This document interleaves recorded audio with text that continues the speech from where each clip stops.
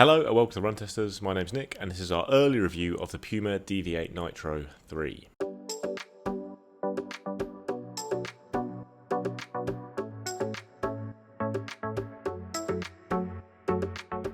The Deviate Nitro 3 is the third version of Puma's Super Trainer, a shoe that uses some of the tech and foams from their racing shoes like the Deviate Nitro Elite and brings it to a shoe that's designed to handle a big range of everyday training. It costs £150 or $170. It weighs in at 287 grams or 10.1 ounces in my UK size 9. It has a 10mm drop and a stack height of 39mm at the heel, 29 at the forefoot. So there's a few little changes here from the Deviate Nitro 2 on the stats. It's a little bit more expensive, a little bit heavier, the drop is slightly higher, and then the stack height 1 centimetre higher at the heel and then 1 centimetre lower at the forefoot. So it's not the biggest change to what we saw from the Puma Deviate Nitro 2. A lot of the same materials are used as well, but there are some small and significant changes. You've still got a dual density midsole though, with a top layer of Nitro Elite and then a bottom layer of Puma's Nitro foam. Now the Nitro Elite here is the Peba version, the nitrogen-infused Peba version we saw on the previous model of this shoe and also the Deviate Nitro Elite 2. It's not the new aliphatic TPU version of that foam basically. And then the bottom foam is normal Nitro foam, which is a nitrogen-infused TPEE foam. It doesn't have Nitro Elite written on the shoe, but it is Nitro Elite in that top layer there. You have a carbon-infused power plate running through the shoe, which is forked at the front, which makes it, in theory, a little bit more suitable for daily training than the full plate you get in the full racing shoes in Puma's range. You've still got a Puma grip outsole with good coverage on the forefoot and at the heels there. This is obviously a material we've praised a lot on the channel. It's very good at providing grip on things like wet pavements or even light trails. Then you have an engineered knit upper. You've got a bit of power tape to support the medial side there, fair bit of padding around the back of the shoe and an internal heel counter as well as this external little shark fin you have on the shoe, but it's still quite flexible at the back of the shoe there. Okay, so the fit for me in the Deviate Nitro 3, I would stay to my size in the shoe, my UK size 8. I did have a little bit of an issue with a bit of slippage in the heel when I first put it on, so I had to play around with the upper a little bit, tighten it up a little bit more than I normally would. Once I got that done, I felt absolutely fine in it, so I would stay to my size in this shoe. I didn't have any issues in it at all. So in terms of fit, I've got my Deviate Nitro 3 in a UK size 8. That's my typical running shoe size. That is the shoe size that has generally worked well for me in Puma's running shoes. So things like the Velocity Nitro 3, the Deviate Nitro Elite 2, and the Elite 3 more recently as well. On this shoe hasn't been as good, I would say. It has felt a little bit on the tight side. It felt tight on the first run that I did with it. There is a huge amount of space up front in this toe box, but I think more kind of concerning for me a little bit is the kind of the discomfort or the kind of the tightness I found on the sides of my foot, and I don't know particularly where this kind of overlay here is. It does seem to kind of sit or press a little bit in my foot, so that was definitely something that I noticed on my time. So I think maybe there is a kind of strong argument to go half size up or maybe a full size up, or looking at going bigger than your usual size, because I have found it a little bit on the tight side, which is something I haven't typically found in Puma shoes in general.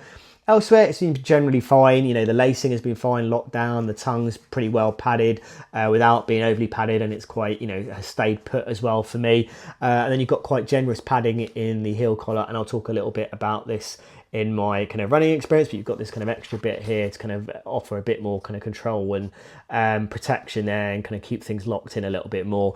But yeah, for me, I would say, based on my testing and the runs that I've done so far, I think, most people may need to look at going half size up or a full size up in this shoe. When it comes to the fit, the Deviate Nitro 3 are all good for me on length in my normal size. I've got a UK 9 here, which is a US 10. That's the size I've had for Puma throughout the generations of all their fairly new Nitro shoes, but with the Deviate Nitro Elite 3, I found that came up a bit long. I don't have that with the Deviate Nitro 3. I think it's because there's a bit more padding at the back of the shoe, so foot's moved a little bit further forward, and I have a good fit around the toe box.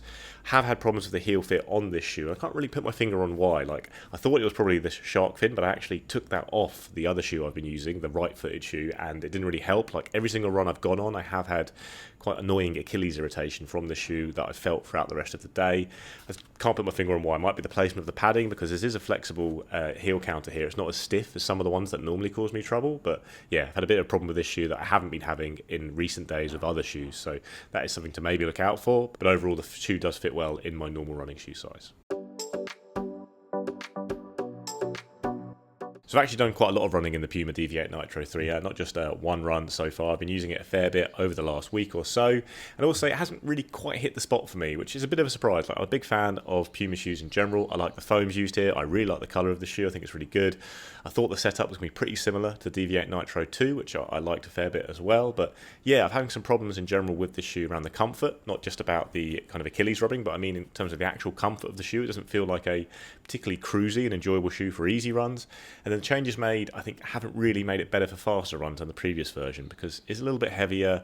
That 10mm drop as opposed to the 8mm on the Deviate Nitro 2 doesn't seem like a lot, but the shoe feels a little bit slappier. It does feel like it comes down quite hard on the forefoot, and I don't really get a particularly smooth sensation when I'm trying to run fast in the shoe. So I've done a mix of easy and easy to steady runs in this shoe, running a range of paces from kind of very easy stuff around 430, 445 a k down to kind of towards 330, 340 a k, and it does have that versatility that you expect from a plated shoe like this, but I wouldn't really say it's really nailing any of those paces, because I think, like I say, it's not the most comfortable shoe for me as an easy run shoe. I feel like the plate is quite high in the foam at the back of the shoe, and I'm a heel striker, and it does feel quite stiff and firm, this shoe, compared to other shoes in this category. I've also been testing things like the Mizuno Neo Vista at the same time, and that's just a lot softer, a lot bouncier, but also a fair bit lighter, and doesn't got the extra stiffness here. You've got a slightly slappier feeling than I found with the Deviate Nitro 2, and it adds up to a shoe that is versatile, does do the job of a super trainer, can do a nice mix of runs, still got that great Puma outsole, but one that I haven't enjoyed doing any of those types of runs in as much as I thought I would. I thought I was going to be a big fan of the shoe, but hasn't really been the case. I think, like the second version of the shoe, I think it takes a little bit of time to break in, so it was pretty stiff that first run, but it has eased up for me since about 15-20k in. I've done about 45k in the shoe so far, and it definitely has lost a little bit of that stiffness, which was welcome, but it still hasn't really become a shoe that I'd view as a very comfortable one for easy training, or one that I'd really look at as a particularly fast one for fast training, because it isn't that light, it's quite big, and yeah, it doesn't really have as much punch as I expected. So far it hasn't really delivered in the way I was hoping it would, especially given how good looking it is. I'll probably get out for a couple more runs for our full review, but at the moment it feels like a good shoe in a market full of very, very good shoes. So I've actually done 3 runs in the Deviate Nitro 3 now. My first run was a 10k run at a pretty up-tempo pace. Then I did a very easy 5k run, kind of recovery paced, the day before I raced in the Deviate Nitro Elite 3. And then today I did an hour run at easy to moderate pace, picked it up in places as well to really, because this is a shoe that is an up-tempo daily trainer shoe. That's really where I wanted to see how it would excel, how it would feel running at those paces. Now I take it back to that first run now. So I talked about the kind of sizing issues that I've had with this shoe in the fit section. I do think that slightly contributed to my experience overall in terms of what I've seen so far in the Deviate Nitro 3. That first run probably replicated the kind of speeds I would expect to be running in this shoe, where I think it's going to best excel. I think what I would say is, the midsole is one of those ones where I think it really is about you making it work for you. And what I mean by that is that it's really one that you really have to engage in to get the best out of it. Because I think when you are slightly easing off in this shoe, I think the midsole feels, for me, a little bit on the dull side, doesn't feel like it's doing a lot. But when I got up to my kind of more up-tempo paces, it's almost like it comes to life. The thing, that nitro foam I love in, other Puma shoes, things like Velocity Nitro 3. And I feel like when I picked the pace up, it's felt really good to do that. But what I will say is that in that first run, I found some discomfort, particularly under the arch of my foot. And it meant I had to stop a couple of times in that run. And I don't know if that's to do with the sizing or if that's to do with something else that's going on in the shoe, in the design, that's not quite worked for me. In that second run, very much recovery pace. Again, I felt like, that midsole just doesn't give you a lot of those easy paces, which is fine because I don't think that's what it's designed for, but you can run a little bit slow in this shoe. What I did notice with this here at the back, which is there to kind of offer a little bit more of a stiffer feel at the Achilles, what I did find is that it pressed in a little bit on the back of my foot. Now on that shorter run, maybe not a massive issue. When I did the longer hour run, I noticed it a bit more. It wasn't massively uncomfortable, but it would be a little bit of a worry for me if I was running longer in this shoe, because the more I ran in this shoe, the more I kind of noticed that at the back here. And I don't know if that's more of a hindrance than a help for me in terms of my running experience so far. But again, in that hour run where I did kind of drop the pace down, it felt best to run at that kind of more tempo pace. When you eased off, you can absolutely do that. But just, as I said, there wasn't much I was getting from the midsole. Ultimately, I do think it rides through very nicely. There's a nice rocker in there as well too, sort of when you are running a little bit quicker. But I think when you are easing off, you're probably not getting the best out of this shoe. Outsole wise, I mean, it's a Puma grip outsole. It's very, very good. I mean, I've been running in dry conditions in all 3 of those runs, pavements, roads. It's been absolutely fine. So that's nothing I'm really concerned about. What I am a little bit on the fence about is how much the sizing issue has affected or impacted my experience here.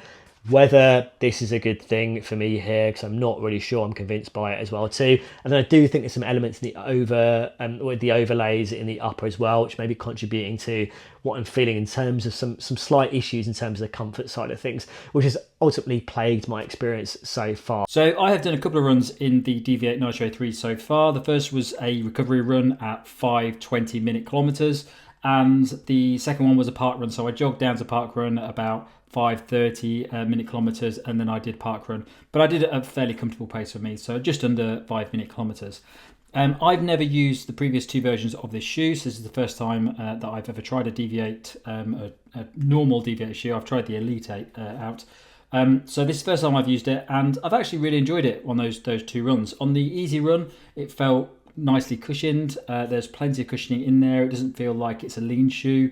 And when I did park run in it, it felt like I could pick up the pace quite nicely. The pace I was running at was fairly comfortable for me.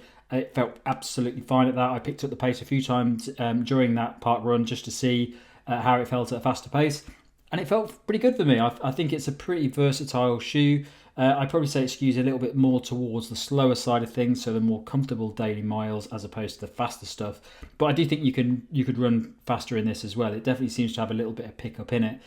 For me, it's a shoe that sort of fits in between something like the Saucony Endorphin Speed series and something more like the Nova Blast. So you get a little bit of pop in it, you get a little bit of versatility in it, but it's by no means a Saucony Endorphin Speed. I don't think I'd race in this shoe unless I was just going for a comfortable time.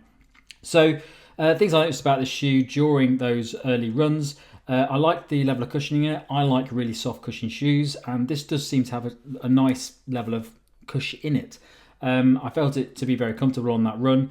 The upper I found to be quite comfortable, no issues at all on both of those runs. And the outsole, it's Puma grip, it's fantastic, no issues at all. It just gripped very well. It's very dry at the moment in the UK, it's quite hot. So no major issues. There wasn't any wet ground or anything. But overall, over those first couple of runs, I did find it to be a very comfortable, solid daily shoe, which has a bit of versatility about it. I definitely didn't have any problems with it, which I think the other guys did. So I'm looking forward to doing some more testing in it. No issues from me at the moment. So some initial thoughts on the Puma Deviate Nitro 3. What I can say is I can see that there is a very accomplished up-tempo daily trainer shoe here in my hand, but ultimately, in terms of my experience so far, it hasn't been an overly positive one. Now, as I said, I think I would like to see this shoe maybe in a different size, because I think maybe that has kind of quite massively impacted it on my experience. But I do think there's some other things outside of that in the design which I think I'm not 100% convinced by yet. It slightly overshadows the good qualities of what I'm seeing in this shoe so far. I'm also thinking about other kind of daily trainer shoes in this profile which I've had less issues with, and I feel can offer maybe a very good experience as well, similar experience to the Deviate Nitro 3. Things that kind of spring to mind: the Hoka Max 6, the New Balance Rebel V4, definitely the Rebel V4 being a more speed focused shoe, whereas the Max 6 you can definitely ease off a little bit more in that shoe, and yeah, probably slightly cheap as well. The Endorphin Speed, which I haven't run in the latest one, but I think that range would probably come into this category as well too. So yeah, it's a bit of a difficult one to talk about right now because of some of the issues I've had. I think hopefully I can get hold of a different size. I think maybe that might alter my experience. But right now, those little qualities that I'm seeing that I probably didn't want to see are kind of really stood out for me over the things that I've clearly can see that are positives here on Deviate Nitro 3. So yeah, definitely a bit of a mixed bag so far. I can't say that I've loved my experience in it. Maybe that will change if I get a change in shoe size, and yeah, I'm going to pick up a bit more up-tempo runs in the shoe, and maybe it will leave a better impression on me. So yeah, my early verdict is this is a shoe I thought I was going to like a lot, but hasn't really quite worked for me just yet. I think it's just facing such stiff competition that to be a shoe like this, you really need to be bringing something pretty special to the table these days. And I think the changes made here are small ones, but I don't think they've really improved the shoe. I think I probably still slightly prefer the feel of the Deviate Nitro 2. Just the fact it's a little bit lighter is welcome, and a shoe I'm going to use for a mix of running, including faster stuff. This feels a little bit slappier to me, and I have had significant problems with the comfort around the kind of Achilles, but also just the general comfort of the shoe as an easy run shoe. And this is an area of the market stacked with fantastic shoes right now, and like I said, I've been using the Mizuno Neo Vista lately, and I've really loved using that shoe. Really look forward to using it. It's comfier, it's bouncier, it's a bit lighter, a lot going for it. There's also things like the Saucony Endorphin Speed 4, Adidas Boston 12, even hunting out a deal on the Puma Deviate Nitro 2. So far I think this is a good shoe, but I just don't think it's one I'd really recommend over the other options. A little bit more testing to come though. Hopefully the comfort issues will ease off and we'll get, breaking even more than it already has for me, and start to feel a bit livelier as well. But at the moment, I think the changes here haven't really worked that well for me, and I'm not sure the Deviate Nitro 3 will stand out in this stacked market of super trainers. So my early verdict on the Puma Deviate Nitro 3 is that it's a solid daily shoe. I am coming at this fresh, so I would say that it's a very comfortable daily shoe that's designed to be a little bit more versatile. I definitely think you can run faster in this shoe. I don't think it compares with something like the Saucony Dolphin Speed 3. I wouldn't class it as a super trainer. I wouldn't class it as a shoe that I would use particularly for really fast-paced tempo type stuff. I think I'd probably say that it's a shoe at the moment, based on those two runs, that fits into the more daily side of running, where you just want to tick off the miles and you want a bit of flexibility to go a bit faster if you want. But solid couple of runs for me in it so far, and I have no issues with it. That's our first look at the Deviate Nitro 3. Let us know what you think in the comments below. Please do like and subscribe, ring the little bell, and we'll see you next time.